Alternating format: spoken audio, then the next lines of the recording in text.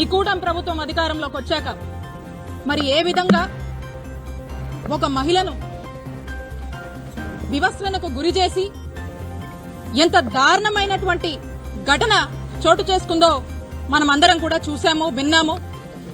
మరి ఈరోజు ఇక్కడికి మేమంతా వచ్చి మా నాయకుడు జగన్మోహన్ రెడ్డి గారి ఆదేశాల మేరకు వైఎస్ఆర్ కాంగ్రెస్ పార్టీకి సంబంధించినటువంటి మహిళలు మేమంతా కూడా వచ్చి ఈరోజు ఆ బాధిత మహిళని కలిసి తనకు ఓదార్పునిచ్చి తనకు మేమంతా ఉన్నామని చెప్పి ఒక మారల్ సపోర్ట్ గా నిలబడడం జరిగింది.